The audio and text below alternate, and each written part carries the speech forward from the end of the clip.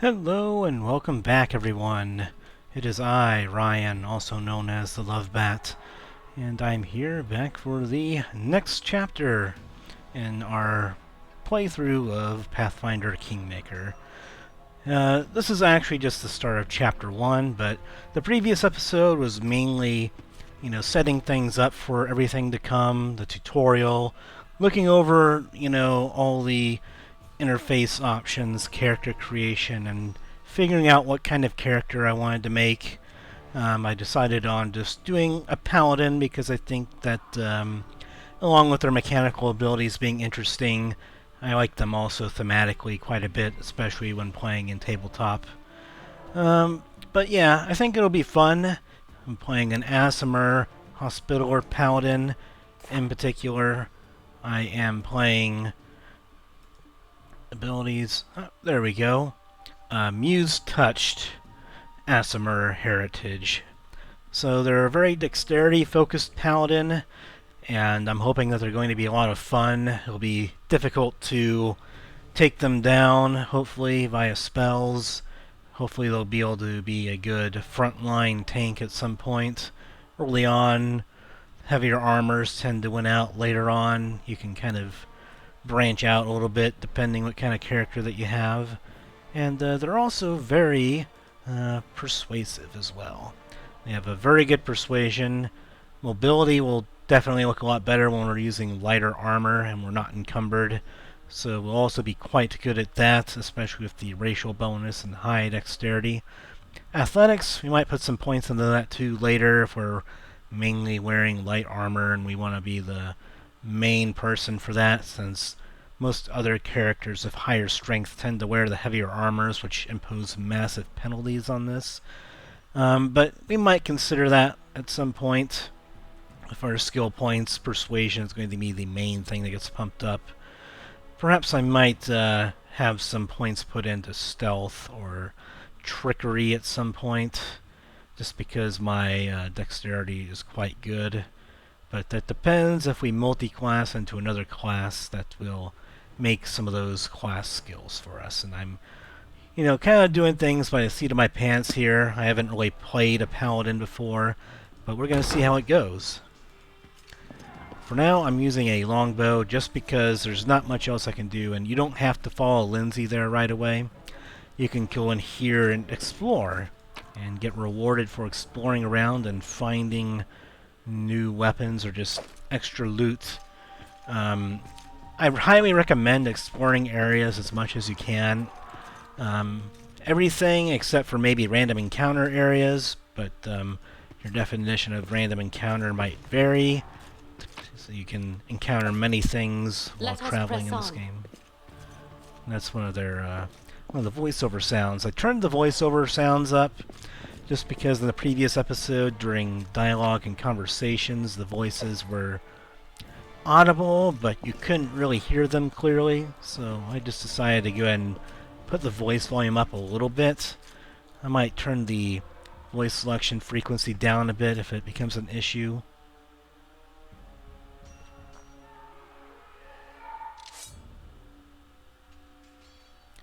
Looks like we have some more bandits that are looking to kill people here. Stand with me! Yeah, indeed. Alright, and so, as you can see here, you have sort of like a saturated green color for me, and I guess who I'm targeting by default, without selecting anyone, would be that one. That's kind of the AI working there. And then for that, it'll show other characters and who they're targeting if they're friendly towards you. It'll be, it looks kind of more greenish yellowish, but once they're in your party down here, these portrait areas, I think there should also be the saturated green colors. So let's go and get them.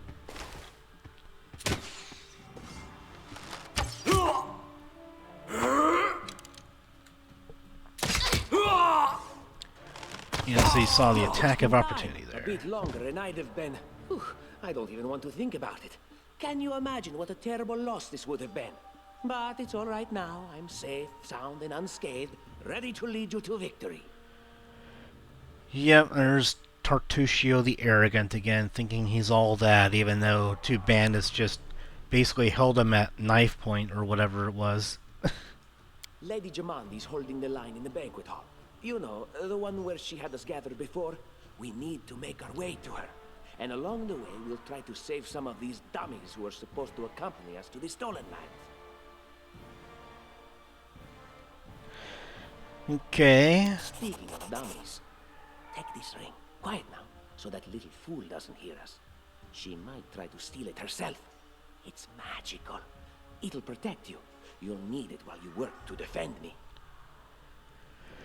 Yeah, forgive me for being a paladin that doesn't really trust your assholery, Tartuccio, and, you know, how you just have a very high opinion of yourself. I'm not really gonna trust you there. So yeah, now we have some more gear that we can take a look at, and we have more characters as well that we can take a look at.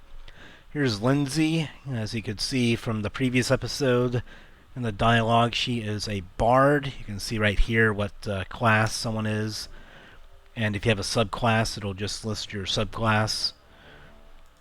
And so she's a bard.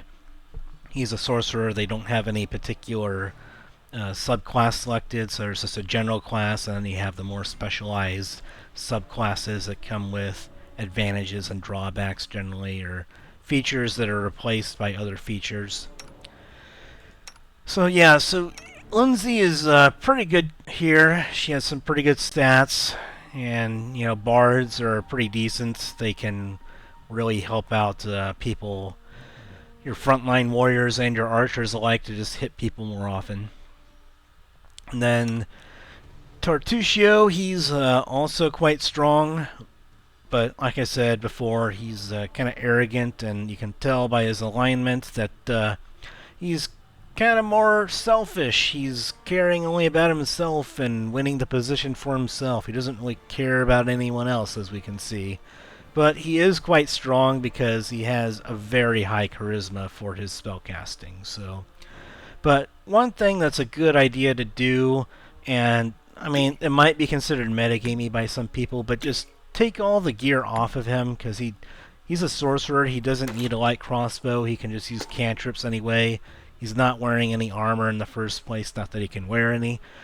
But just have him do this. Have him just use cantrips. Hope he doesn't get hit in combat, and if he does, then, you know, no real loss there for the most part.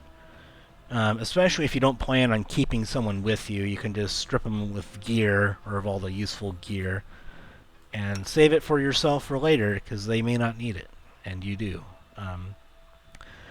But he doesn't actually need any of that equipment. He doesn't need healing potions. He doesn't need a crossbow. And then Lindsay has this little item right here, which, you know, we'll get into more of that later, and you can't unequip it. So yeah, as you can see, you can't unequip it. Sometimes if you try and unequip an item from someone that is sort of a backstory item, they might also have some kind of voice line saying, keep your hands off it, or something like that. But we can also give Lindsay this armor if we want to. It does come with the armor check penalty, as you can see there, which is a -2 to your athletics, acrobatics, and stealth checks, I believe, is what it does. I can show you here what it does. So yeah, you can see here, armor -2, change shirt. So that'll happen with certain kinds of armor. Same for mobility, and then for stealth, it'll also show up.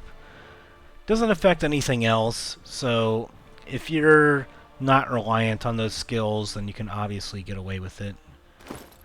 For her, it's better to go with the lighter armor that also doesn't encumber her. And that should be the same with my character as well. If I go with chain shirt here, and if I can try and drop as much weight as I can to not be encumbered, but I don't think I'm going to be able to do that right now.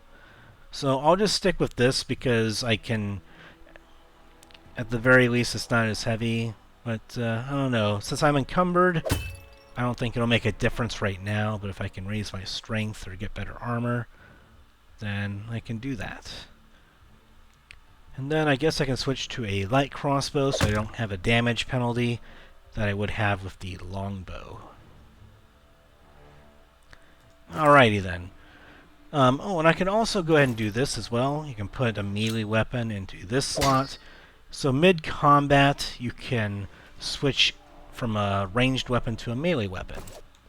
And then, obviously, that's the ring Tartusio gave me. I don't trust him. Like, he's not giving me that out of the goodness of his heart, so I'm not going to trust him on that.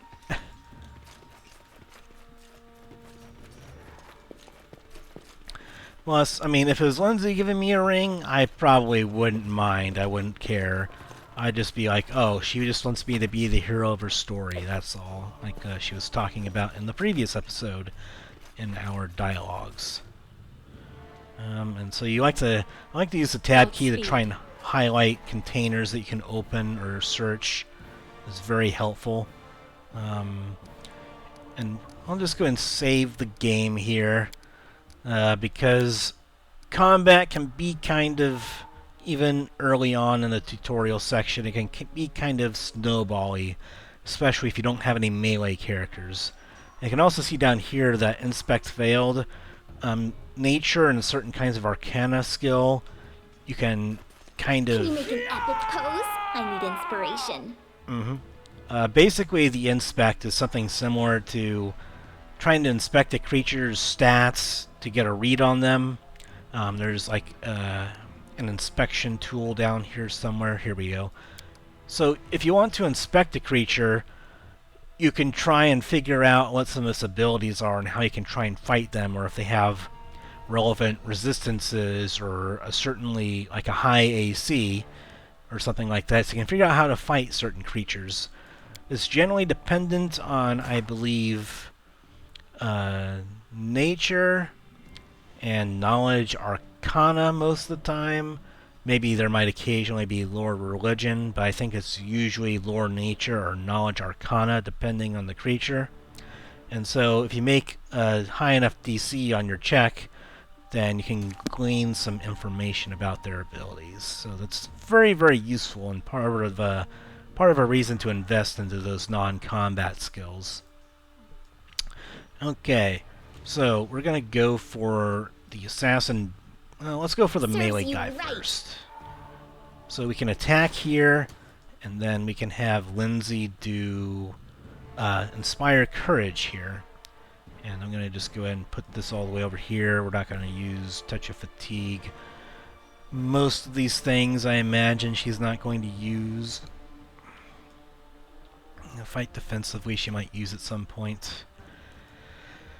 Demoralize, I don't imagine she's going to use that. Coup de grace, I don't think she's going to use that. Anything that you don't think someone's going to use, you can just drag off the screen. And then we'll go here. She might use this later. She might use a bit of that as well.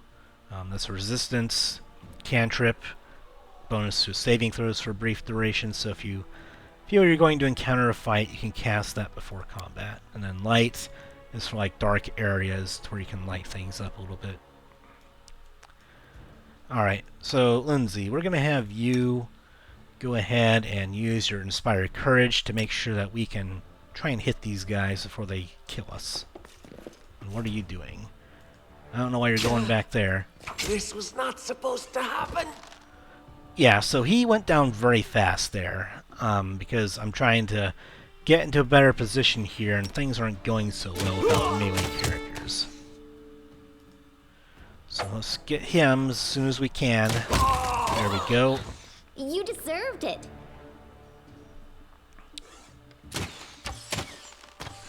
And you can see here at the bottom right what people roll to do certain things, like for rolling to hit, or if they succeeded on a saving throw, things like that.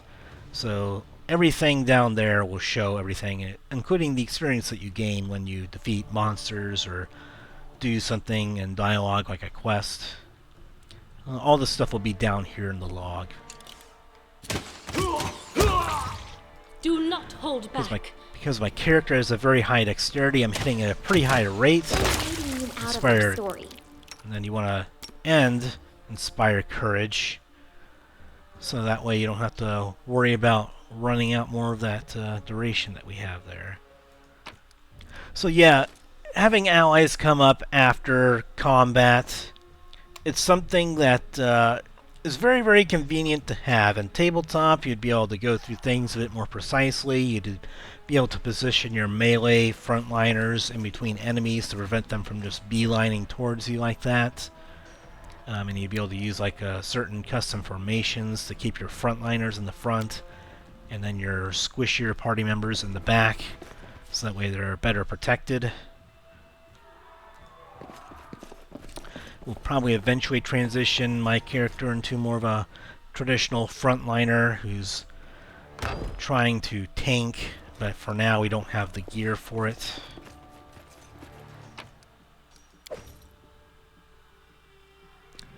Yeah, so there's Tartusio being the asshole again, just kind of quipping about the fact that these people died, while Lindsay actually cares about the fact that people have been massacred here. So you can tell a very clear difference in personality between some of the characters and how they feel about things.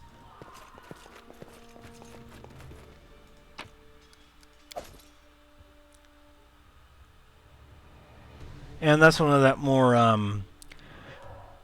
you know, he's right, but he's still an asshole for saying that. He's right. Like, a lot of these people, you know, they thought that they could rule over stolen lands, but they still got killed by common bandits. I mean, he's right, but he's an asshole. So.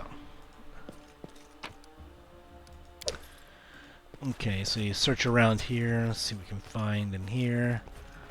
And lots of this stuff, if you don't plan on using it, you can just sell all this stuff. Some of the stuff we picked up are cooking ingredients for when you rest in the game. You can cook up particular meals sometimes to get special rest effects, so you can rest sometimes before, you know, an adventuring day, or before going through a certain area that you feel like you're going to encounter enemies. And then other things you can just sell for more money to like merchants and stuff. For Gorham! It's the end for you rats! Alright, well, let's get in there. We're not short of targets, so we'll just go for this guy. Okay, let's get him. What are you doing? Oh, I forgot to do something with Tartusio here.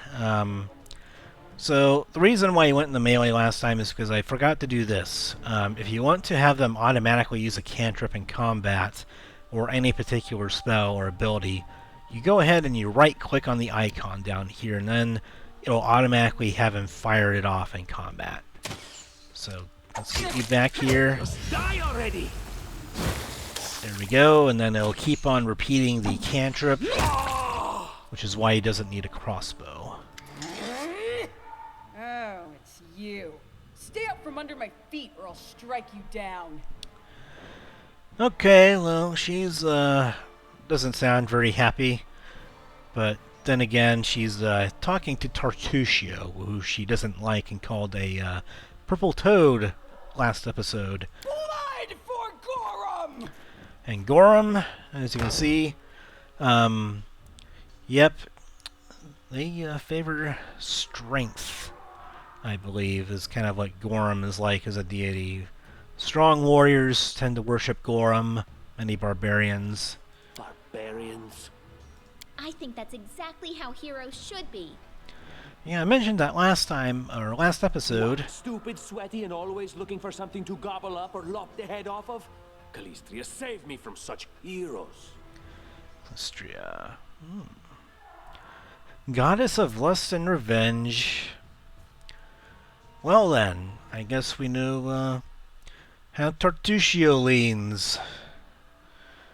But yeah, you can... Most deities will have a little green pop-up in dialogue where you can hover over and get a brief rundown on them.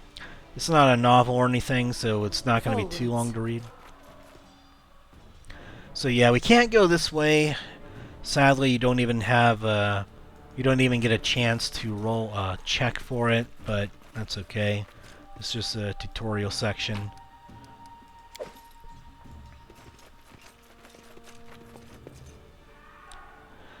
Oh, what do we have here?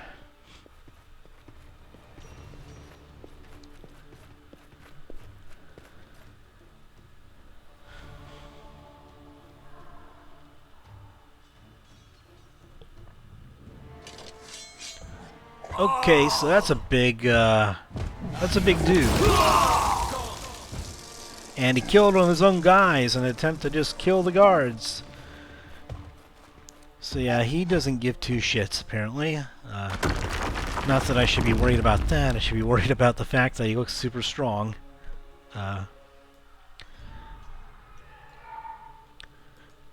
So yeah, it's nice that the party members' rise after combat thing is turned on, because then you don't have to worry about people permanently dying on you. You don't have to worry about death's door or resurrecting people for who knows how much gold. Because you just want to be able to play the game. And of how swingy the combat can be, it's very easy to just lose a couple characters and then drain you of your money if you want to resurrect them later. Alright, so we got a potion of Cure Light Wounds and a potion of Enlarged Person. So, Enlarged Person can be very good on a melee character to have them do tons of damage. Yep. Okay then. And we can't go that way. That looks like it's not where we need to go. Without a doubt. Great, securely locked. Alright, and so this is like a dexterity check. Let's see if we have some better armor for our person that's not going to have us... I guess there's padded armor. Hide armor. I guess padded armor won't have us being encumbered, so... Our AC won't be as high, but our skill checks do not get a penalty, like mobility. And then, is there any other weapons here that we want to switch off to? I don't think so. I think we'll just stick with the crossbow for now. Alright, let's see if we can do it. Dexterity check succeeded, even... Yep. And then our leader charged forwards. Hey, wait for me. Any last wishes? Oh, well, that might have been a mistake. Maybe I might want to... Well, since I might want to get rid of this guy first. And we'll have you switch to your dagger, since you can use that at least somewhat effectively. Oh, damn it. And you don't have a melee weapon. Okay.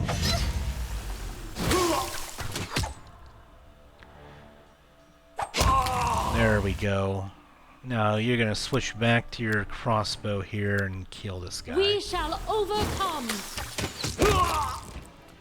There we go. And hopefully we'll find some better armor. And so this means that basically the party, as far as the party carry capacity, has reached a point to where they're overloaded. So if you're traveling, for example, you're not going to be able to carry all this stuff with you. You have to offload some of it.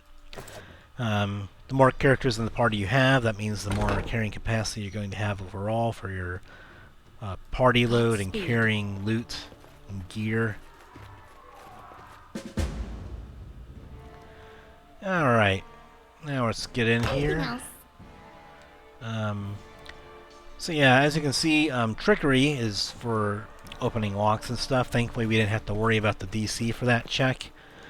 But in the future it will be a bigger issue, and I might have to do a bit of saving and reloading, because sadly the way that picking locks works in this game is that you'll only get one try, and the only way you can get another try is to gain a level, which in some cases means that you're not going to be coming back to that location again in some cases. So having that one try means that if you don't get it, then you're just kind of screwed. So there might be some saving and reloading for that particular aspect of this game, but for the most part, I don't want to try and abuse it. But since you don't get more than one try, I might have to because other games simply do it better. So what's this that we have here? What have we here? This chest is full of gold. I guess it's for the guards' salaries, all things considered. Well, those freeloaders don't seem to have been working too hard for it. Maybe we should pocket it instead. Okay, Tartuccio, whatever you say. What? No, we're heroes, not thieves. Who said we were stealing it? We'll just take the gold for safety so the assassins don't get it. And then we can heroically return it to Jamandi when this is all over.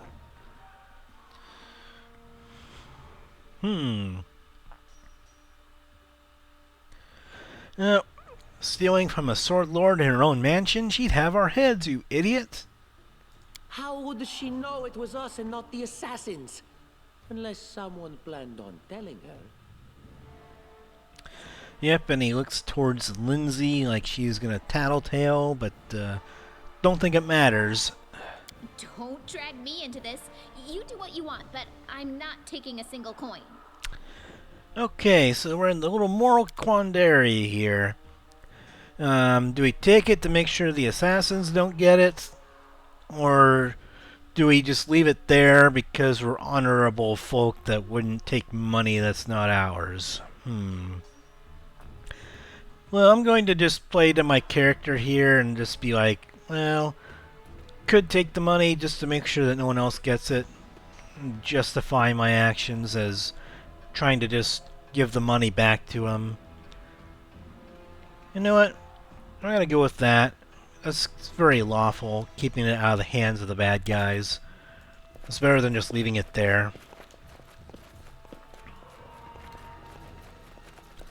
I'm sure that Jamandi will be like, Let what the us hell are press you on. doing? But I'm gonna be like, hey, you know, it's like, I didn't take it because Tartuccio wanted me to take it. I took it so that the bad guys wouldn't get it. And I can give it to you later, my friend. Oh, familiar faces. I hope you're not so frightened as to swing at every shadow. It's me, Jathal. I don't recommend advancing down the hallway, assuming you value your life, of course. There were a few people with me, and you can see what happened to them. And just how did they all end up dead while you don't seem to have a scratch? I'll answer but briefly and just once. Further scares and explanations will wait until we aren't being hunted by a group of assassins. Deal? All right. I'm undead. These traps are deadly to the living, but they're harmless to me.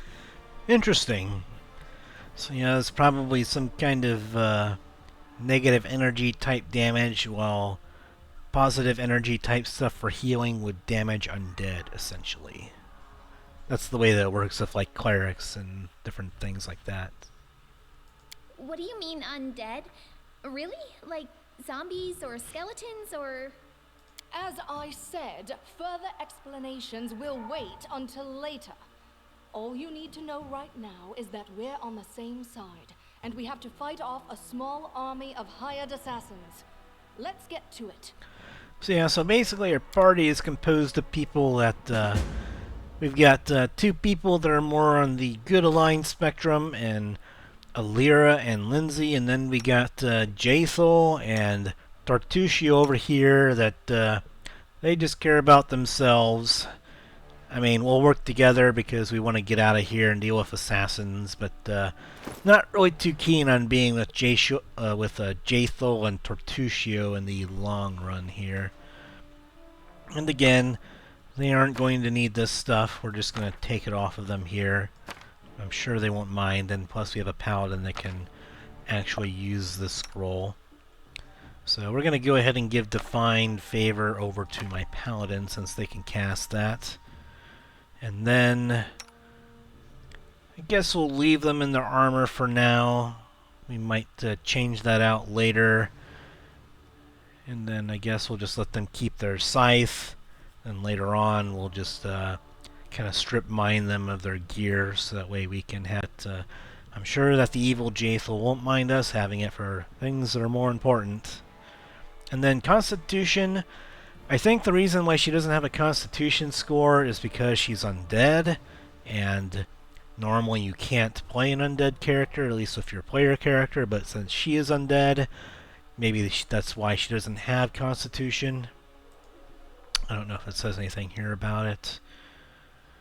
So yeah, so I think that maybe she just gets a fixed number of hit points per level. And then Fortitude. Okay, so that's class bonus and then +2 from being undead. Okay. So that's interesting. But yeah, we'll have her in the front here. We'll make a custom formation. You get 3 custom formations that you can set. And then depending on where they are in the portrait order here, that will also rearrange them in your formation. So if your party changes, or if you have a different party lineup, then keep that in mind, that if you change them down here, it's going to change their order in the formation if you do this. So you can kind of see how they're switching around there in the formation. So just one little thing to keep in mind down the road, and if you want to play the game yourself. So, alrighty then. So she said that there were traps around here. So curious. Okay, and that's based on perception checks. So that's one reason why perception is very important, because you need perception to spot the traps, and then you need trickery to disarm them. So you need at least, you only need one person that's good at trickery, but you want everyone to be somewhat good at perception, so that way you have a good chance of succeeding. And then this thing over here is just like a more elaborate skill or ability tree that you can use like for hotkeys.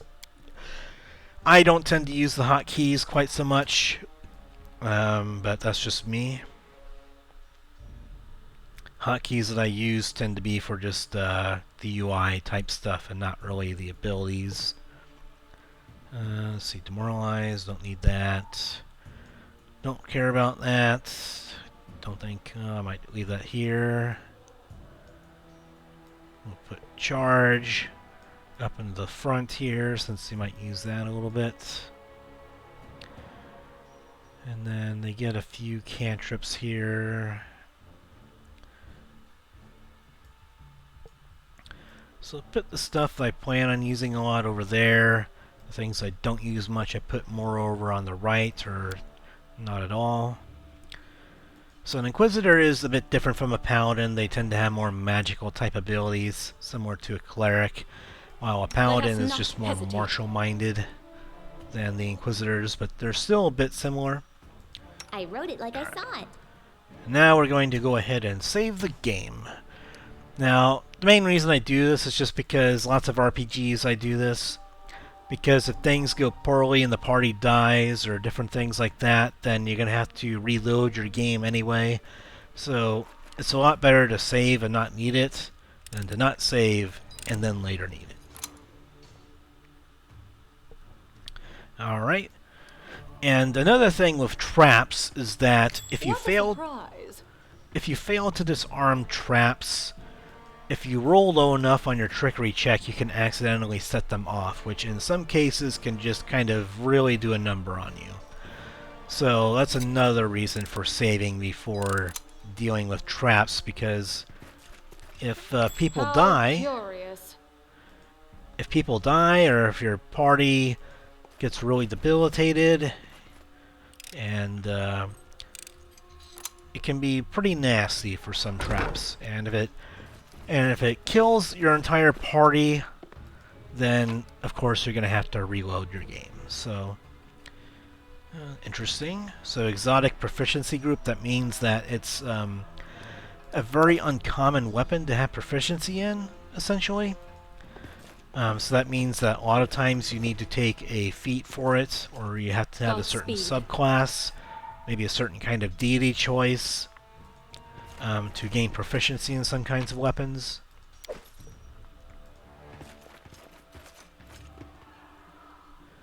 I wonder what's going on. Oh, we see some guys, and it's an assassin. Alrighty then. We'll finally have a melee party member in here. So hopefully we're not going to go ahead and get beat in the face this time.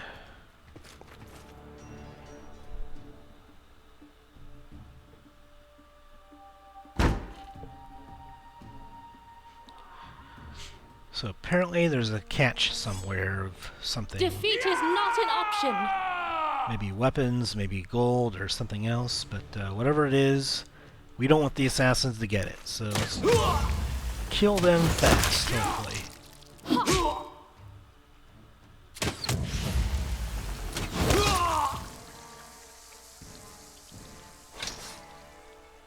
Alright. And you can see that some kinds of death effects, depending on how you kill them, it might sort of disintegrate the body with acid, or if they get killed with fire, they might burn to death. So that's a nice little flavor that they gave there for some of the deaths. I know that some people may not like gory deaths like Diablo or Mortal Kombat or whatever, but I mean, it does add more of a sense of the immersion factor for how people can die sometimes.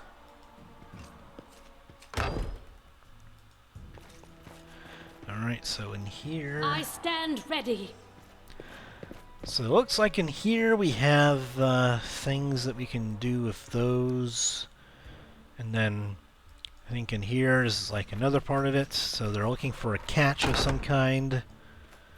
And it looks like along with some chests here, we have these armored statues, armored statuette things.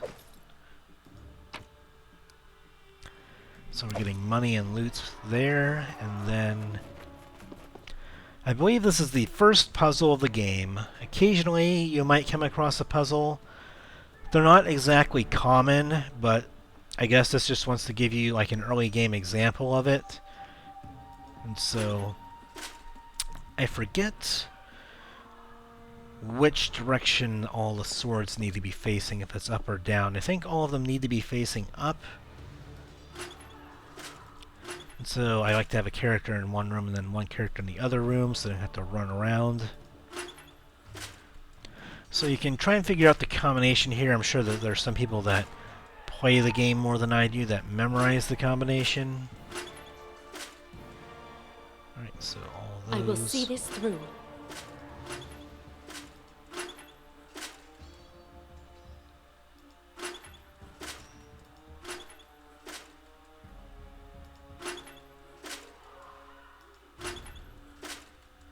Let's see, what does this one do?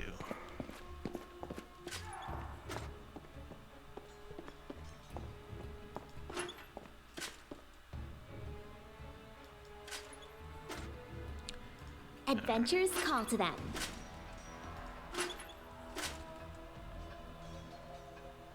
Our time has come. No, not that one. Together we stand. So we almost have it.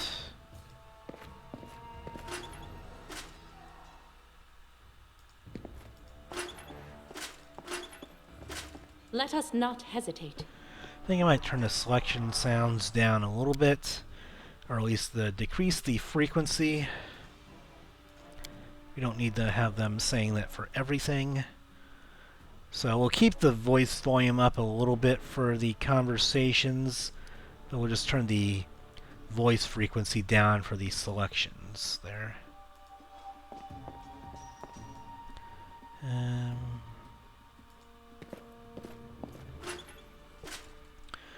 Looks like we're one off here. And Lindsay was called forth.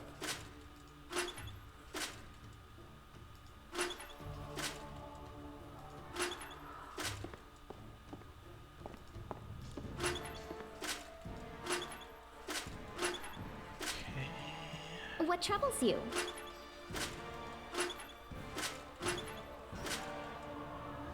I stand ready.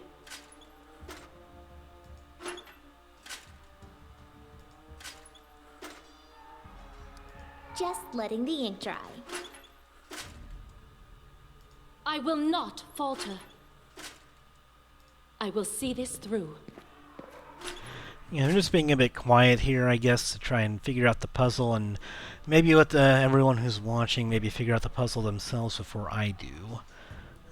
Obviously, if this were a live stream, someone might just be like, oh, just do this combination. But I like to try and figure it out on my own, to try and sometimes you can brute force a puzzle and it doesn't make much difference, but I'm trying Anything to is possible. figure it out a little bit. Our time has come.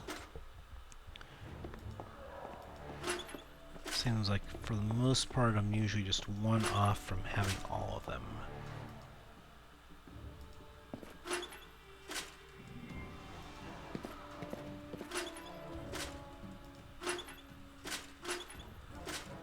This one is, no, not that one. Together we stand. Even with the less frequent selection sounds, it appears that I wrote it like I saw it. it still appears that they're doing lots of these selection sounds. What does it do with never?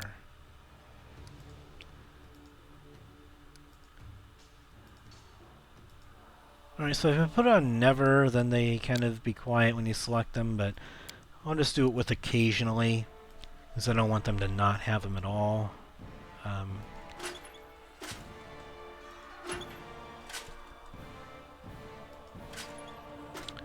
Let's see here. So again, it's very, very close here. Wait, maybe And I can get Lindsay it was this called way. for it. No, not that way. No, about there. What troubles you?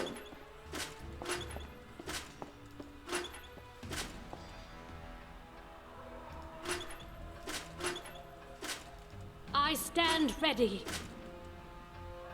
Okay.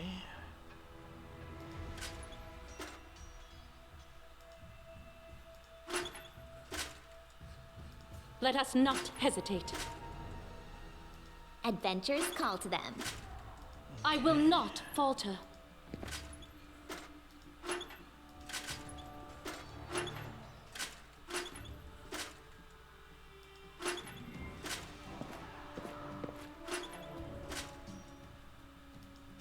There we go. Finally got it. Alright, so you had to get all the swords upward.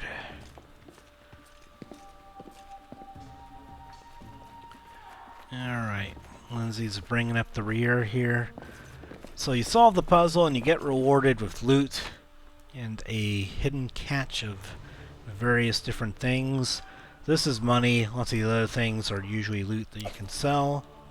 Sometimes it might be gear that you can use, or maybe things might occasionally be cooking items. But most of the time, things that you find in this way are going to be loot and occasionally potions.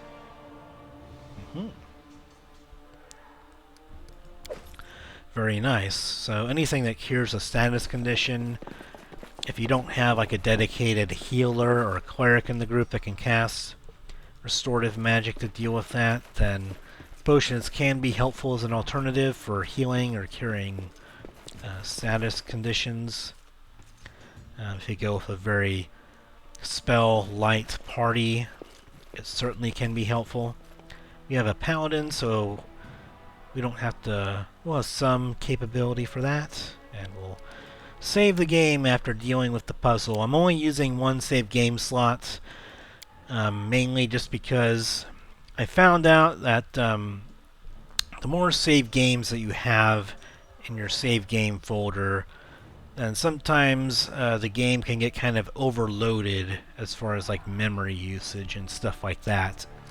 So unfortunately we might have only maybe 2, maybe 3 save slots, not including the auto saves, just to try and cut down on that as much as possible, because later in the game it does become an issue from my previous experience. Forwards. Alright, let's deal with these guys. Let's get our our inspiration going.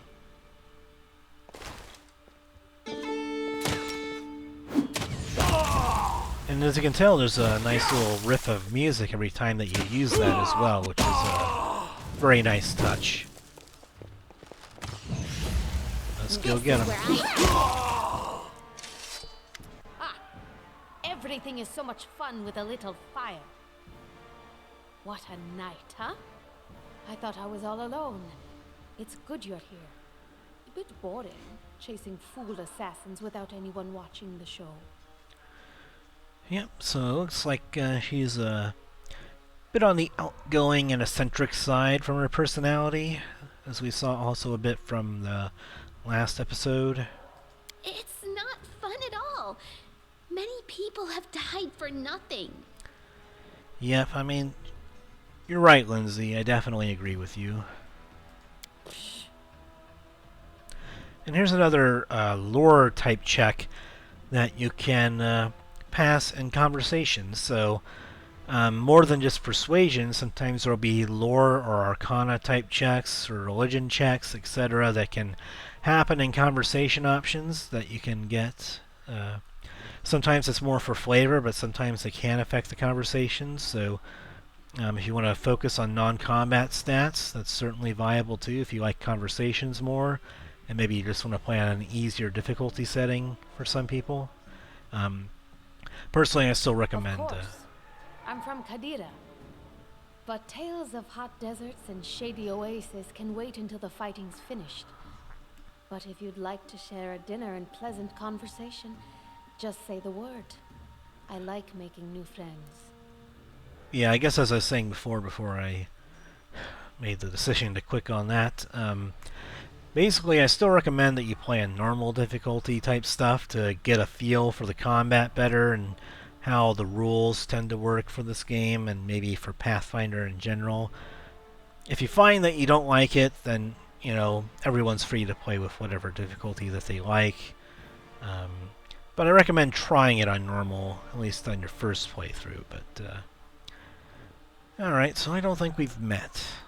I am Kayesi, one of the many here who seek a better fate, answering the call of Lady Jamandi. But unlike the others, I never dropped my guard, day or night. It's why I'm still alive. So her name's Casey, and she's from Quadira. So yeah, obviously people that aren't familiar with Pathfinder, and I'm not super familiar myself with it, honestly. But basically, lots of people are from different regions or empires and things of that kind of such. And obviously the world map in this game is a bit limited on places that you can actually see on the map. There isn't like a big all-encompassing world map of Pathfinder world in general. You probably can find one online if you care about it. But many characters are from some region or another that aren't from here, basically, where the party currently is. I don't know where you're heading, but I'll be at the entrance to the main hall. I think I saw some guards there. Join me there, if you wish. Salutes and runs ahead nimbly. Oh, there are assassins on the prowl, so yep. Let's get going then. Maybe we'll find her later. Then we'll have to get some more loot here. Obviously the armor that they're wearing is pretty crappy, so unfortunately not a whole lot for us to do. I guess we'll help the dwarf out and then we'll explore around.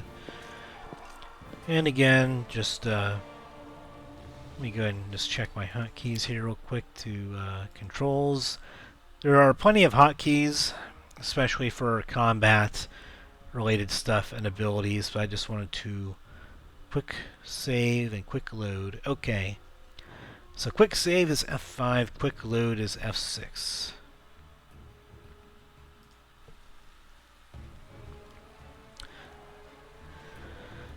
Alright, we'll do a quick save there, and then we'll talk to this guy. Well, I guess you can't click on him. I can sense your silhouette hovering over me. It won't be much longer. Soon we shall meet, O Lord of Oblivion. So yeah, this is the fatalistic dwarf little fellow that just apparently is in a mood to die because his deity Grotus is kind of like an end of the world kind of deity, the end times, the I don't know how you'd call it as a modern day equivalent, but well, I guess if you want to read up on that you can, but apparently this guy worships him and he just he's in a hurry to die, but we're not going to let him because we kind of noticed that this guy is just and also tells you which character is the best at a certain thing in dialogue. So if you have a party together, you can have someone else in the party do the talking if you are low charisma or you're not very persuasive. Someone like Lindsay would be good for that task. But since we're the best, we're going to attempt diplomacy here to tell this guy to get himself together, you know. That's impossible. Oh, it seems you might be right. Of course I'm right. I hate being right sometimes, but and then you can see how the roll went, and if you succeed, you get experience points, which is kind of helpful, especially in low-level RPGs, to get those levels as soon as possible. Yeah, it seems I will live. I suppose I must postpone meeting my god, not for long, I'm sure. But while we remain in this transient world, Aaron is at your service. And many conversations in the tutorial section will have voice dialogue. Later on, that's not always the case, so it's not going to be a slowed down for the dialogues and the dialogue trees. The tutorial section and then later some select conversations will have you with voice dialogues, but not all of them. Okay. You two go to the front lines. We'll have my character kind of right there. So we got a dwarf who's a cleric, sort of a frontline kind of cleric. And we'll take a look at the... And you can see a little bit of information on the character tab of your companions.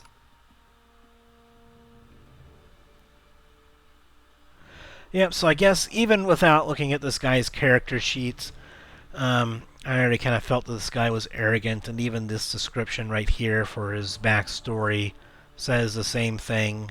Unfortunately, his power is matched only by his arrogance. And if you click on that here, for some companions, if you progress, there's sort of side stories. You'll get more little bits here about them. Same for other characters. You'll have more tabs that might show up here if you progress sort of side stories with companions, which is kind of interesting. And they even each come with their own artwork. And then for yourself, instead of the story tab, you get the alignment shift sort of log.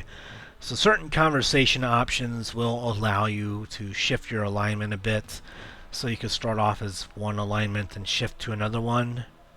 Probably the most relevant with the neutral alignments. If you start off as neutral, you might shift to good or evil.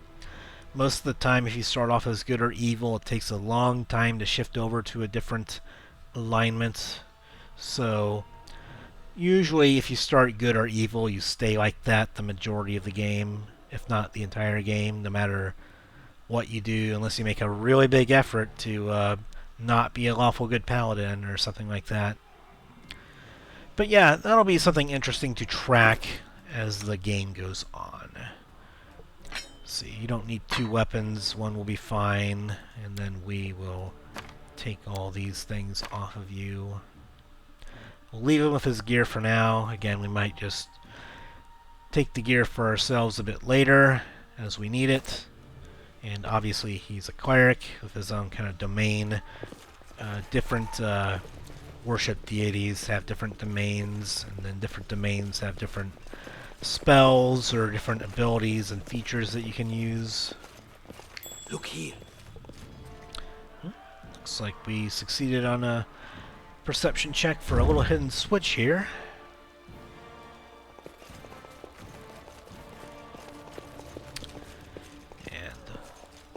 securely locked grate, which we won't be able to progress by.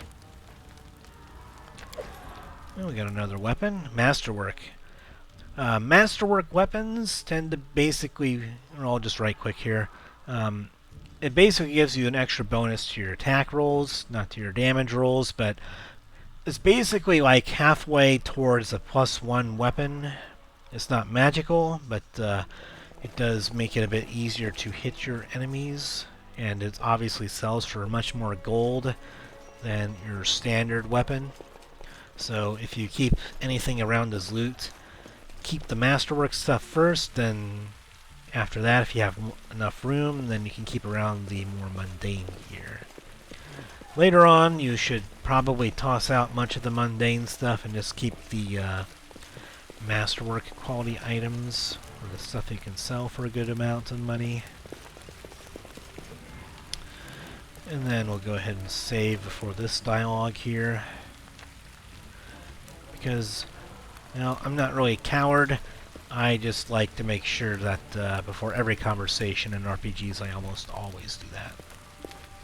You, run and get an axe. You, bring more water. You, stay here and hold our defense. Those assassins are still around here somewhere. Aha! Some of our guests survived. Good. You need to get to the banquet hall and help Lady Jamandi. So we have Keston Gares here, who's kind of organizing the guards, trying to get them...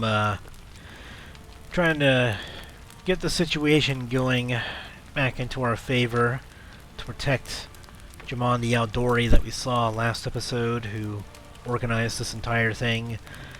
I'm sure that she can handle herself, but obviously with assassins you need all the help you can get to make sure that things don't go so poorly. Anyway, who are you? Keston, House Gares, a fighter in the service of Sword Lord Jamandi Aldori. Right now, I'm in charge of the mansion guards. As you can see, there's a lot to do. And of course, he's from a noble-type family. And again, the Sword Lord Jamandi Aldori. She's a Sword Lord. She's very good in combat, obviously. But this guy is trying to get things going to help out Jamandi. If I were a rich and influential lady like Jamandi, I'd also get myself a manly captain of the guard. Or two. Indeed. What's going on? Someone opened the gate, let in a group of assassins in the middle of the night. Now they've set the mansion on fire to cut off access to the hall. They don't want Lady Jamandi to get reinforcements. We cleared the passage so you can get through. Just try to avoid inhaling the smoke. We'll be right behind you. We just need to put out the fire first to save the mansion. Maybe we'll have the voice volume just a little bit higher. The master volume's down a bit, so I think the ambient volume is probably okay right now the way it is. Maybe just slightly higher. Okay, the music volume can be slightly higher as well. Primarily because the music in the main menu tends to be louder than the background music during the game. Let me turn that up a little bit more.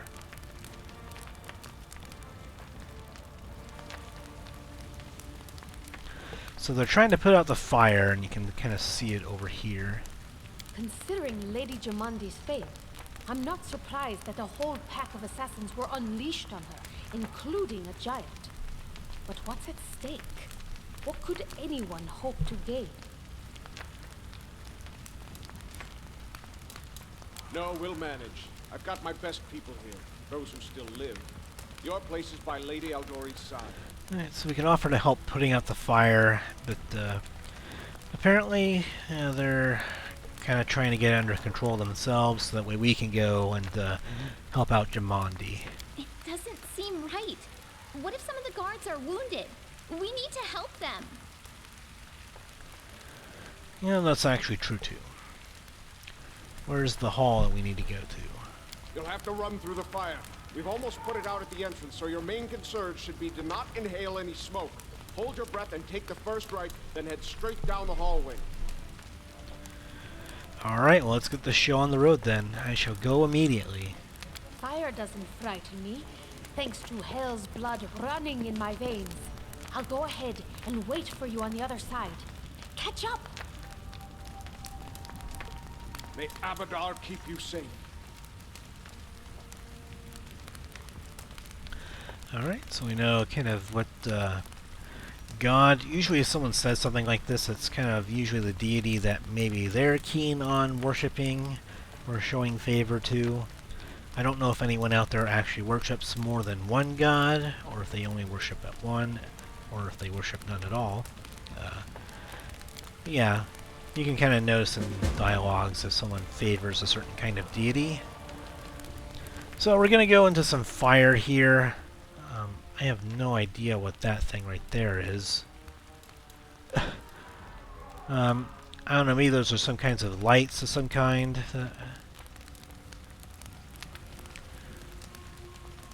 So yeah, yeah, we'll just go ahead and quick save it here. And we'll go into the fire here. Okay. And so, like you saw in the opening of the game, occasionally you'll get these sort of streamlined book segments with certain choices that you can make. These are like big out-of-combat choices. Sometimes you get these in exploration. Sometimes in key story moments you might get some of these. But yeah, you get some choices here. And the dialogue here says, "So our adventure started. Earlier and much more tragic than we expected. The whole team who'd gathered in the hall yesterday had been reduced to but a handful of brave souls, led by Alyrra and Nephidel, and not at all by that scoundrel Tartusio. No matter what he might have imagined of himself, Jamandi Aldori was waiting for us, but to get to her, we'd have to march through fire. Literally! As we approached the burning building, And all these book segments, they're kind of told through the perspective of Lindsay. The reason why she had that special ring in her inventory is to make sure that she cannot die, even if you have that option turned on in the options menu for characters in general. If she ends up dying, the developers basically wanted to streamline a way to make sure that she can't be put out of the story, and so that these book-like segments are always told from her perspective.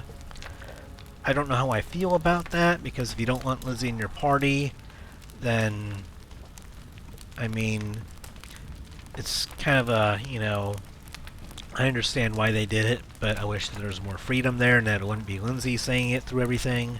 Wish maybe it was a more neutral perspective, maybe through the eyes of my own character would probably be better instead of a bard. So, you have some choices here. You can use 1, 2, or 3 hotkey on your keyboard to do these, or you can just use the mouse, which is what I do. Drenched ourselves with buckets of water. Sounds like it'd be a good idea if we're going through fire. Tried to find a less dangerous passage like cowards, which, I mean, we could, but I don't think I'm going to do that, especially not my Paladin. And then covered our noses and mouths before we rushed inside. So we're going to do this first and drench ourselves with water. Prudence is the key to victory. Before moving through the fire, we thoroughly wet our clothes and hair. After that, we courageously covered our noses and mouths before we rushed inside into the fire. It was a good thing we hadn't wasted any time. After entering the building and taking just a few steps forward, the wall behind us slanted and crashed down with a terrible crackling sound, blocking the way back. While we may not have planned on going back, if we'd come in a little later, the flaming logs and red-hot bricks would have just fallen right on top of our heads. Regardless, we were left with only one way to go. And go we shall. The hot air burned our lungs, and our eyes watered from the smoke, but Alyrra and Nephidel led us stubbornly through the flames, while Tartusio did nothing useful at all. We made it to the hallway leading to the banquet hall when we heard someone calling for us. It was Valerie, one of the guards I chatted with a bit in the banquet hall. Even then, in that calm setting, I'd been stunned by her beauty. But now, amid the smoke and flame, She looked like a celestial avenger, an armored deity, menacing but beautiful and merciful, descending from the higher spheres to help us poor mortals. She held a burned, barely living guard in her arms. "There are 2 more!" she shouted as she passed us. "They are wounded! Help me pull them out!" Tartusio grumbled something about how Jamandi was waiting for us, like the coward he is. Meanwhile, Alyrra rushed to save the guards from the fire. And it doesn't have to be you that does this. It can be someone else who has the highest check. And so yeah, athletics isn't very high because we're all wearing armor that would impede us from doing an athletics check.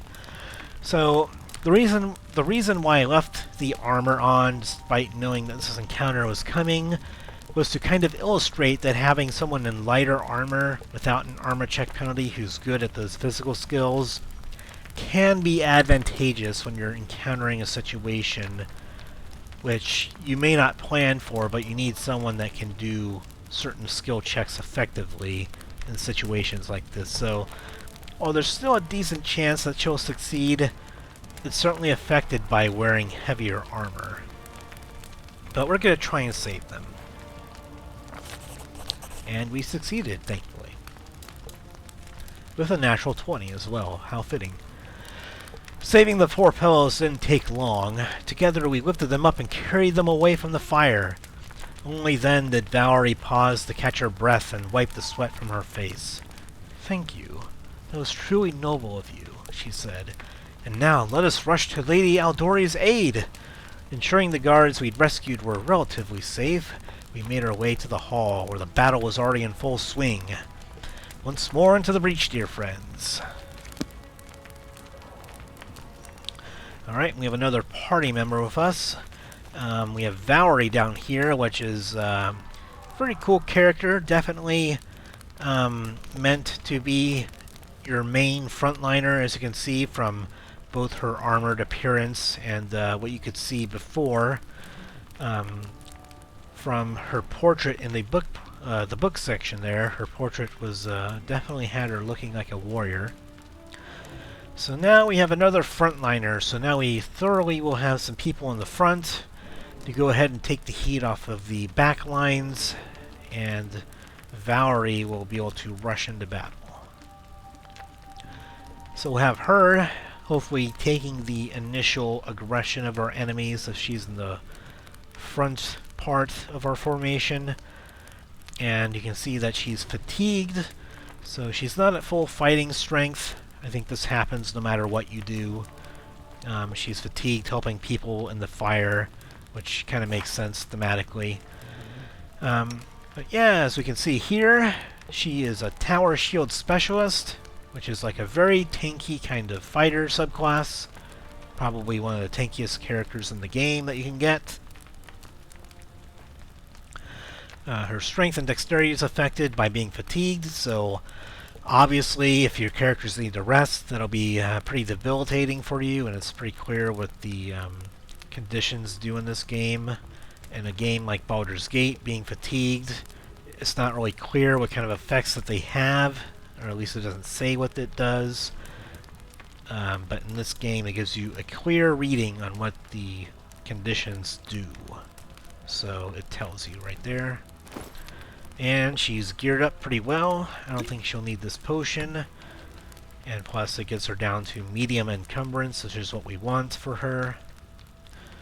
And the reason why her encumbrance is that way is because her strength is lowered, so once she's no longer fatigued, then she'll be able to wear more gear. But for now, we're just going to do it like this. And take off that potion for her. And she has a very high AC compared to everyone else. So I have a lower AC as well as everybody else. And then you can also get the higher AC than this by fighting defensively with the option I've been down taught here. if someone annoys you, you either pray or polish your armor. It is why my armor gleams as it does. So usually coup de grace, I don't find myself using that, so I don't really care about that. I don't think that she is going to be doing any of that either, nor any of this. Charging, also something you cannot do if you have a tower shield, so I'm not going to use that either. Fighting defensively, however, is something that you will want to always use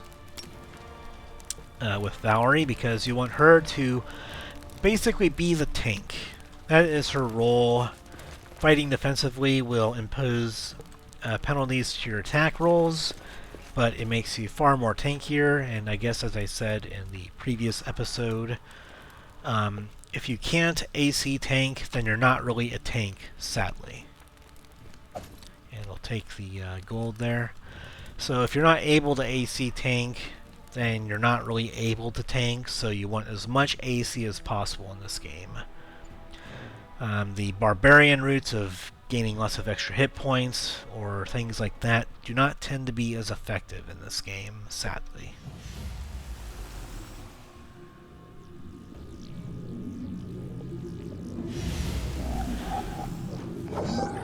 Say your prayers, scum. Alright, we're going to pause it right away so that way we can kind of get some maneuvers going here as far as how we want to start combat. So we'll want to start with this.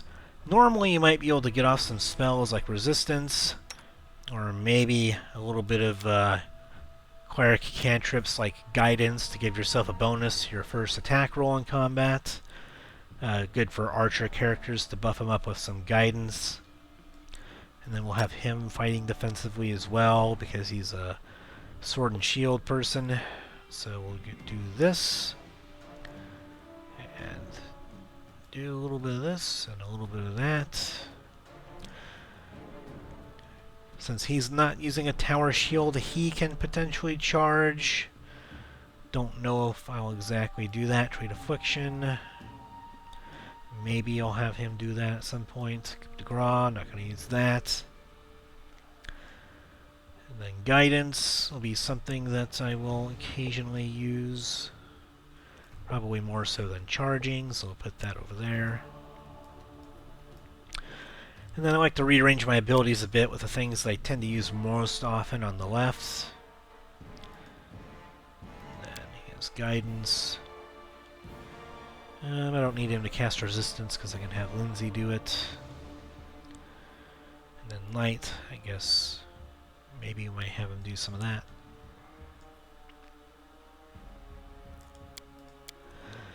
And then Jaethal. Your desire. Not a whole lot going on with her. I don't think you can have Guidance stack, so I'm not going to worry about that. In the light. He's going to be acid splashing, and I guess we can go ahead and use some magic missile here. I think we'll do it on the leader. And have everyone else try and get in there. Repent! Let's have her charge in. And let's have him. I guess he can't charge in, maybe because he has like an obstacle in the way. And then we'll have you go in there, and you will just... You cannot stand against me. There we go. And we want her to still be in range to affect people with her inspiring song. So we need to move her up a little bit. And you can kind of see this little bluish, purplish line here. That's the range of her inspiring song here, the Inspire Courage. So you can see the range of it by this. You can also see it, I think, maybe by this sometimes if you hover over it. But you can see the range that it has, and so if a character goes outside that range, then they're no longer benefiting from it. So that's actually really helpful in this game to kind of know the range of things in the middle of combat. Okay. And I guess maybe we'll do another magic missile here. Is there anyone that looks strong that we need to hit with this? So I guess we'll just hit somebody with it. Guess they died before the missile hit, but combat's going pretty well for us. I don't think anyone really got hit in that combat, so that's...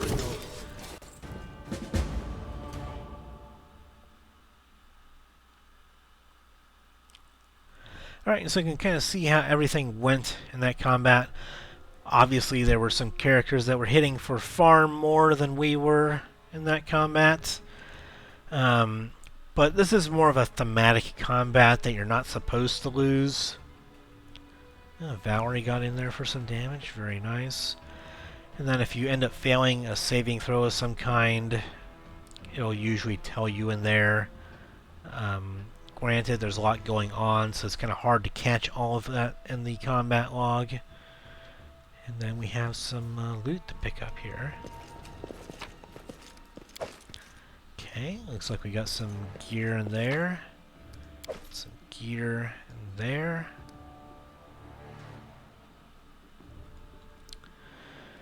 Alright, and then let's go down here so we can talk to Jamandi. And oh, there's more over here. Don't want to forget that. Looks like we have an axe and some armor. Excellent. And I'll go ahead and quick save it here before talking to Jamandi and see what we've got going on.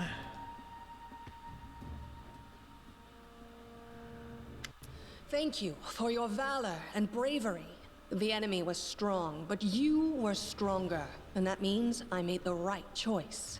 Just as I thought, there were worthy leaders among you. I'm especially grateful to them for the courage and common sense they showed while defending the mansion.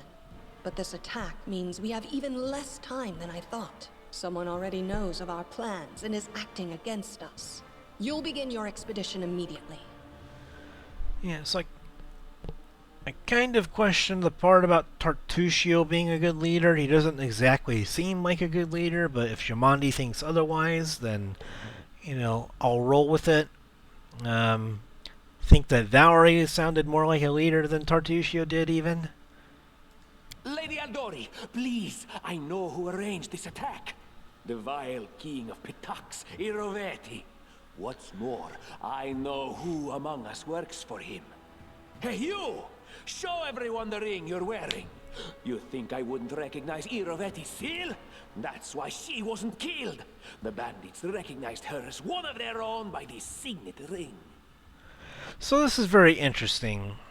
I really like this about Pathfinder Kingmaker. Again, the game has its rough edges, but as far as dialogues and being an RPG goes, it is very expansive with the choices that you get. By simply having the ring unequipped, you get another dialogue option here. So if you choose not to use the ring, then, or you just don't have it equipped when the dialogue takes place, you get another dialogue option here to get yourself out of this. Or you can do diplomacy with your persuasion to talk yourself out of it. Being the person that I am, I'm just going to call him out on it instead of lying. If you're a different character, this is certainly a viable option. But I'm a paladin, and I'm going to just call him out on it. Yes. Such a gambit would be typical of Iroveti and his henchmen. And yet, it still seems suspicious. And with the DC of the check, I wasn't able to fail because my persuasion is so good. Thankfully, my persuasion was really good to be able to succeed on that, even when I rolled a 1 on the D20. That's why I think that persuasion is very important, because you like succeeding at the dialogue options, because those are the things that you like being able to explore and see what happens when you succeed at them. But yeah, obviously, if you're not as persuasive, then you will get different results if you do fail a check. They're not exactly going to be game-ending or cause combat all the time, but it certainly is better to succeed at them than not to. And then we also gain more experience for them, so you gain lots of experience just through dialogue options and succeeding at things. So I kind of like that. It reminds me of a lesser form of Planescape Torment, gaining experience through dialogue choices that you use. There's definitely a spy among us. But who? All I have is one word against another. I'm afraid you're both under suspicion. And so the text here was slightly different from what she said, because you can choose your character's name. They can't reference their name in the spoken dialogue, because otherwise it's like you can't account for all that. So it skipped this line right here, so that will happen in some dialogues, but mostly it's not really an issue, so. They both came to your aid, Lady Jamandi. But a liar's cunning knows no bounds. I've never met these two or their companions. For all I know, they're all conspiring spies. So here's that tiefling again. You can kind of tell that compared to before, her voice sounds a bit different, her demeanor seems different, and her portrait looks different. So yeah, before it was someone with reddish eyes and a more eccentric kind of demeanor. This one's more reserved with the blue eyes. So it's not something you might pick up on all the time, but if you do, you can kind of tell, something's amiss there. Who is this person? But yeah, interesting. How could you say that? We fought together. We literally went through fire together. And then you vanished into thin air. After you promised you'd wait. Hey, she speaks the truth, Jamandi. My words might be rash.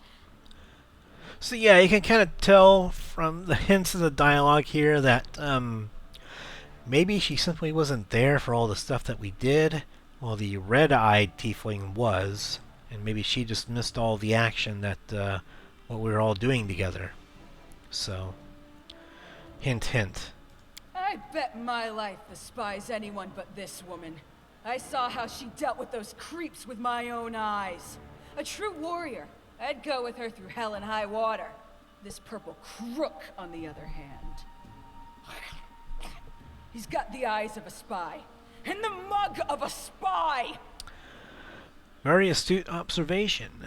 She can kind of see right through him and his alignment and intentions, trying to set me up with his ring and all this other stuff. Lady Aldori, don't listen to this thick-headed barbarian. She doesn't know what she's talking about. During the attack, our leader showed her true colors. She forced us to break into the armory and rob it.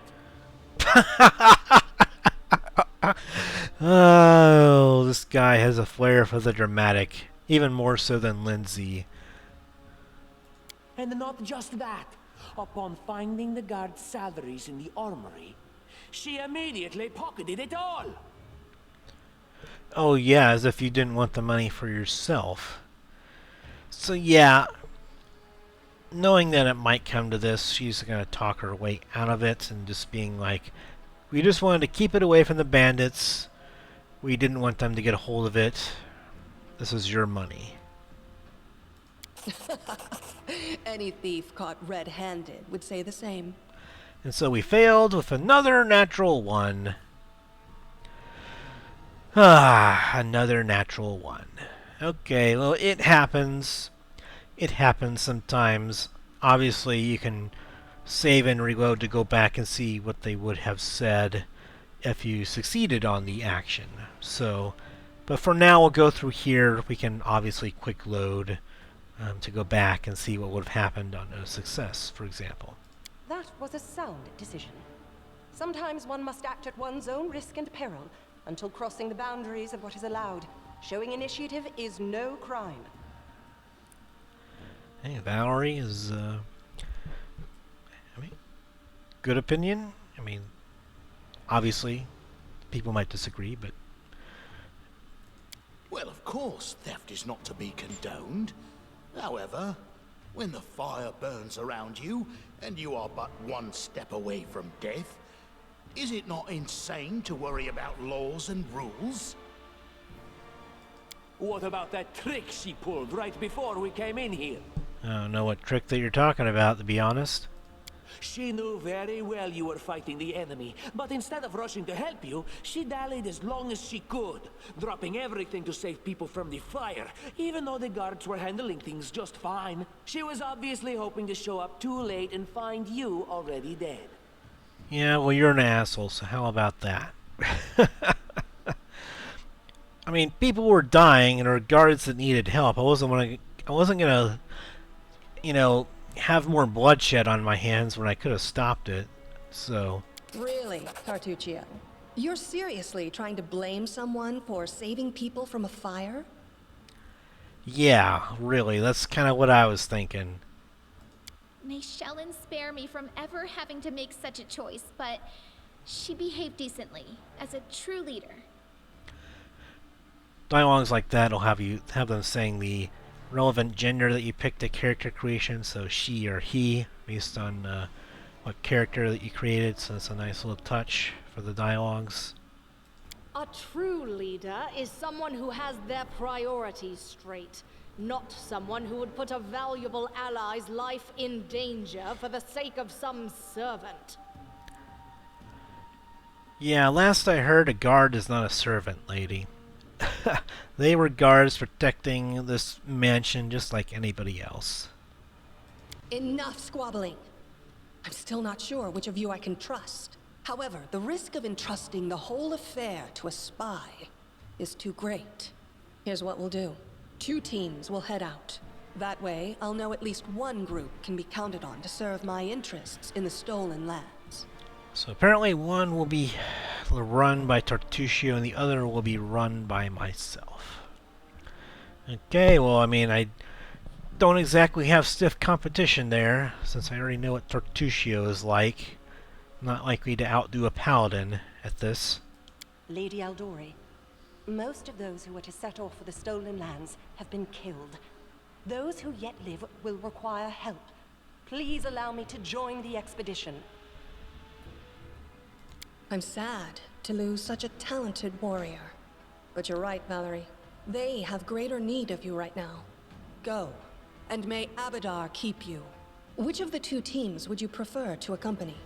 If my leader allows, I would join her team. She seems a worthy commander in my eyes.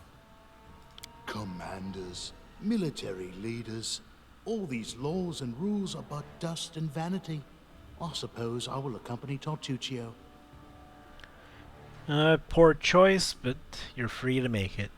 Our leader is good in battle, but I don't like all the spiritual agonizing.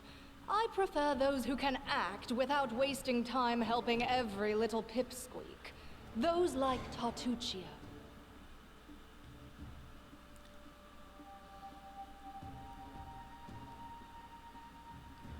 She was unimpressed by kindness. Well, I mean... And then he... See, it'll tell you why they're not picking you.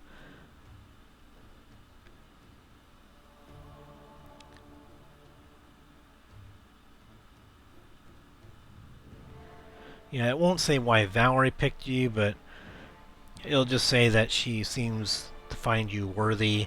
Whereas if they don't pick you, then it'll say why with the dialogues, perhaps.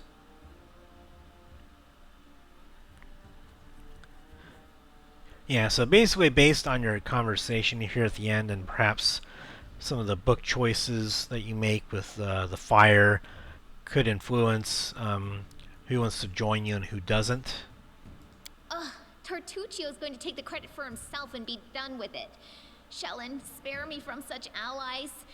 I'm going with you. You're a hero worthy of my quill. So we got Lindsay and we got Valerie. As for me, I know neither of these 2. At least not well enough. And I have no wish to become an unwitting pawn to an unworthy leader. If Lady Jamandi allows, I'll remain in Restov and help mend the wounds this attack has inflicted. But who knows? The road may bring me to the stolen lands, but not yet. I don't even need to think. I'm coming with this woman. As for you, Purple Toad, just wait until we meet along the way. I'll be sure to hang your rotten spy guts from the trees. So yeah, Mary is like, the enemy of my enemy is my friend. She looks like a true hero and warrior, while this guy is scum. But yeah, maybe enemy of my enemy is my friend is a bit rough, but basically she thinks that I'm much more worthy than Tartuccio, who she hates. All right, we have 2 teams. To avoid unnecessary conflict on the road, you'll each take a different route to the Stolen Lands. Tartuccio's team will go through Navacta's Crossing. The garrison commandant will provide him all the help he needs. You will take your team to Oleg Leviton's trading post. He's been complaining about the Stag Lord's bandits for a while now. There, you'll be provided with all the necessary travel supplies. Yeah, so the Stag Lord, as we learned in the last episode, is sort of like a bandit leader who's kind of like the self-proclaimed ruler of the Stolen Lands. He kind of has partial control over it. He tries to impose his will on those that live there, but he's not really the official ruler. He's sort of like a self-appointed, self-proclaimed kind of bandit leader who kind of just rules through an iron fist, and perhaps no one up to this point has been able to challenge him. And Jamandi is looking to change that. And that's why we're here at her manor in the first place, as we learned last episode. So yeah, Tartuccio is going to be going to Navacta's Crossing. So, I mean, again, I'm not too familiar with the maps, the lore, where all this stuff is exactly, but there are text descriptions if you want to read up on them. But we're going to be going to Oleg's trading post. So essentially we're going to be helping out a merchant, going over here to check up on things. And we're going to see what's going on with the Stag Lord, and if the Stag Lord is hounding him about stuff. So hopefully we can help him out. I'd like to believe you, but I know all too well how convincing traitors and spies can be. If you're truly innocent, I hope you can forgive me this precaution. While you're away, Keston will investigate the night's events and learn who in Restov is working for Patax. But you should know that it isn't just Patax we need to worry about. The royal house of Sertova may also interfere in our plans. I've managed to keep this affair a secret from them so far, but that can't last long. By my estimations, you have no more than 3 months. After that, any feats you accomplish will be pointless. So essentially, we're on a bit of a time limit. That's the short of it. You have 3 in-game months to be able to take care of the Stag Lord and do everything. And so if that 3 months passes and you haven't taken the lands over from the Stag Lord, the game just ends. It's not too strict. It's not that hard to get everything done within 3 months, but generally getting things done faster is better. So you can't, you don't want to dally around too much. You want to make the most of your traveling, for example. And so that means that you're going to be carrying around lots of loot often. And you're not going to always be able to just go back and sell it to a merchant nearby because they might be pretty far away. So he's going to just try and learn who here in Restov was the spy. The person that allowed the assassins to get in here and wreak all the carnage. Obviously it appears that Tartuccio probably had something to do with it because he was trying to frame us and make us look like the bad guy through that entire conversation and everything that we were doing in that tutorial section throughout the mansion. The Royal House of Sertova, another sort of royal house, of which there are a good deal of those. Only a couple of them are really relevant to us, but there are certainly lots of flavor text that you can read up on these and pause the video perhaps. So basically she's going to try and keep this event a secret and what we're trying to do with the Stag Lord, I suppose. And now, farewell. This battle was but the first ordeal along your path, and you overcame it as true champions of Restov. May the obstacles that follow also fall to your feet. Fear nothing, my friends, and return victorious. Hopefully we do.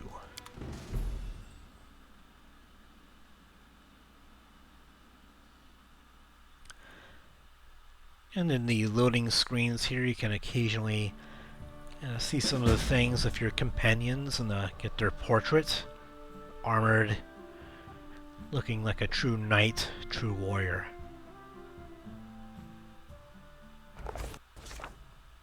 Surviving a terrible night, our small team set off to brave our fate. Beware, stolen lands. Heroes are on the way. And again, with Lindsay, and the book that she was talking about last episode, lots of these story progression type moments are sort of told through her perspective and not through your own character's perspective, so it'll be something that you kind of have to get used to. Alright, now we are in the Overland map. So, we're going to go ahead and get going here. This says that we're overloaded. We're going to go ahead and arrange our party with the frontliners being to the left here, and then the backliners being more to the right.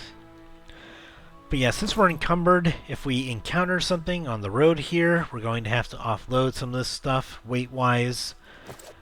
I mean, it is what it is. All the loot that we collected, we're gonna have to drop some of it if we encounter anything here.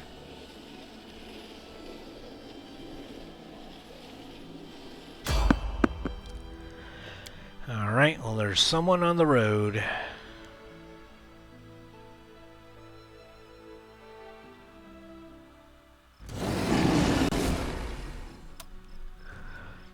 Alright, and I'm pretty sure that this encounter is scripted into the game. You're always going to encounter some kind of enemy here at the very start. I'm not going to use that, nor that, nor that, nor that. Charging, I definitely will. Anything that I don't use, I just scroll off there. We'll try and focus down one enemy right now and have Valerie and her go in there. Alyrra is going to go over there, and then you're going to go ahead and try and inspire us to hit them. Okay. And then I want to change our formation a little here, so because the party composition changed with the characters from last time, we need to rearrange our formation just a little. I think that'll do well for now.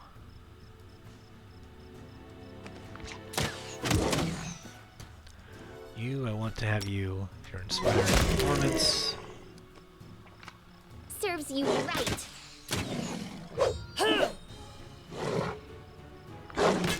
And I do love the sounds and the ambience in this game. All these sound effects are really well done. The voices for the different commands and grunts, combat sounds are very well done. The weapon sounds are very good when you hit something or when you swing with a sword. The audio in this game is very well done, and the soundtrack is pretty excellent with a few very standout tracks. And so here, you have the skin option here, which basically means that you can do a lore nature check with one of your characters, and they'll attempt to go ahead and skin hides off of these creatures like this. So I'm just going to go ahead and quick save here and kind of demonstrate this to you. Again, since we're encumbered, we're not going to be able to carry everything with us, but alright, so you're able to skin all three of them. We can see here in the log that Amiri did 3 nature checks of a +5 modifier to her nature roll, and if you meet the DC, that means that you succeed. And so she succeeded on all 3 of them. Unfortunately, since this is an overland map type encounter, we're going to have to leave some of our loot behind.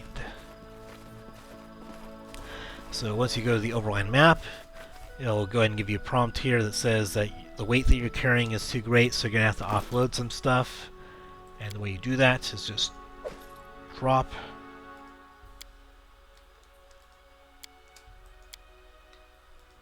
I don't know if there's a quicker way to do this, but I think that this is the way that you can do it.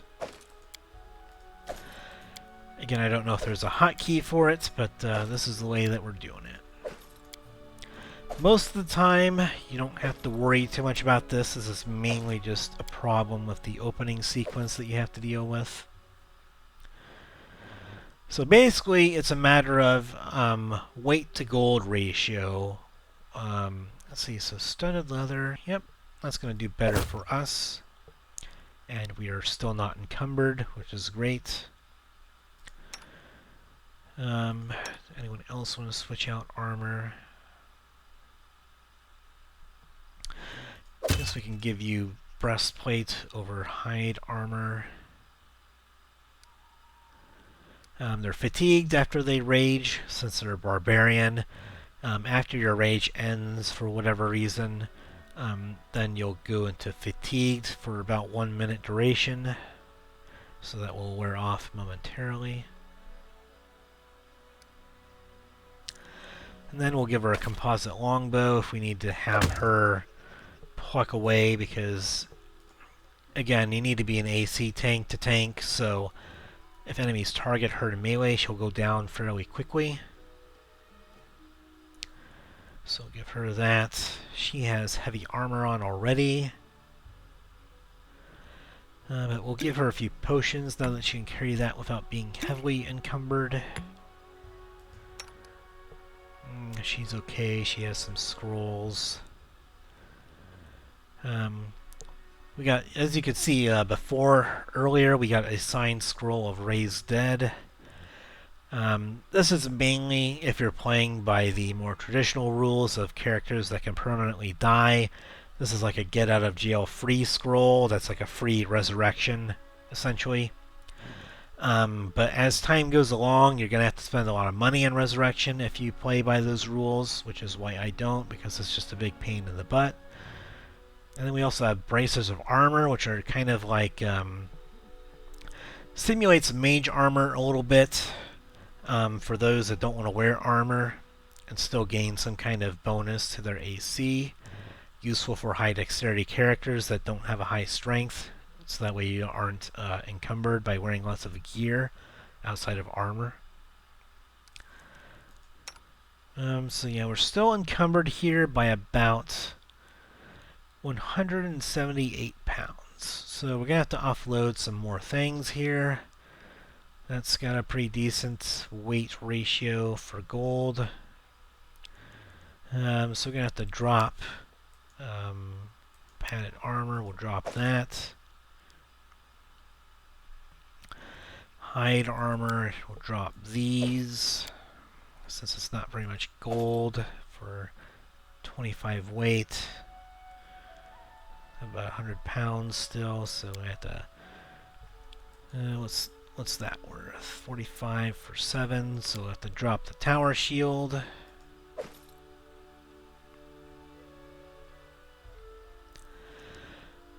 So that's slightly less ratio than most of my gear. So as much as it pains me to drop the studded leather, weight-wise, it makes the most sense for how much gold that you can sell it for. It's basically slightly more than 3 pounds for 1 gold piece of value, whereas this is 3 pounds for 1 gold piece in sell value. What else can we drop? That's slightly better than 3 pound value, so we'll go ahead and start dropping some of these clubs, I guess. Then we can drop small shield, and then maybe we can drop a couple daggers. There we go. And any equipment that you are wearing also counts towards this party encumbrance weight. So one other thing to keep in mind, that just because you equip something doesn't mean that it doesn't contribute to this. So alright.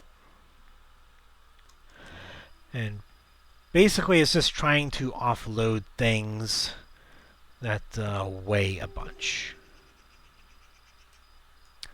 And then you can see right there, that's all the stuff that we offloaded.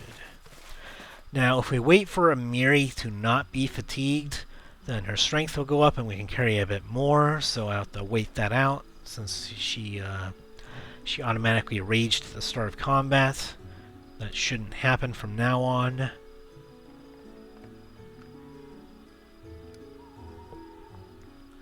Okay, so now that she's done that, we might be able to carry a little bit more weight.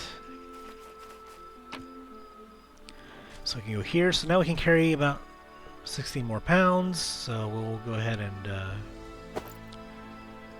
take the studded leather again. And then we can take a little bit more. Let's take the daggers. Let's take the shield. And then let's take a couple of the clubs. There we go. And then it might be hoarding, but you know, you need all the money you can get early in an RPG. I kind of do it in the Fallout games to some degree as well. I kind of tend to hoard things I think I can sell for some value, because you need all the money you can get. Okay. Let's press onward. Keep going west. It'll prompt you if you want to go ahead and rest after your characters become fatigued from traveling. I don't really want to do that just yet. I want to keep pressing on and rest later. It's related, I believe, to your Constitution modifier, as well as how encumbered that you are. You make some kind of Constitution check to determine if you become fatigued and how early. So making Constitution your dump stat isn't really recommended, for many reasons, of course. So now we're at the trading post, and we're going to go in here, and I think that now that I've finally gotten here, I might call it an episode. I've been recording for a little while. This is a good sort of stopping point, the next step in our journey. So next time we shall continue off with starting off at Oleg's trading post, and we'll see what's going on here. And we might need to rest up at the start of the next episode because we are exhausted and fatigued and everything under the sun. And as you can see, rain does inflict some things that we have to deal with as far as combat and perception goes. So now we'll do the save the game. These are other characters that I've tried out before or played with. So each individual character that you have has their own set of save files. And so yeah, we saw there that lightning will try and strike out in the middle of the map if it's like stormy weather out. So there are some weather effects in the game. So similar to Baldur's Gate, if it's storming and you're outside, I think you can get struck by lightning if you're unlucky, which does damage to you. I don't quite remember if it's in this game. I don't remember from playing it before, but the weather does have an effect on perception and a reduced chance to hit people in ranged combat. So, but thankfully, at least enemies have to deal with this too. So, alright. So I think, again, this is a good stopping point, and then I will hopefully see all of you next time, and hopefully we're in for some more good things during our playthrough, and hopefully we'll see more adventures with Alyrra Nephidel, Lindsay writing her book, Amiri that likes to take challenges head on, and Dowry that has pledged her sword to us. So I'll see you all next time, and hope you all enjoyed it. Take care.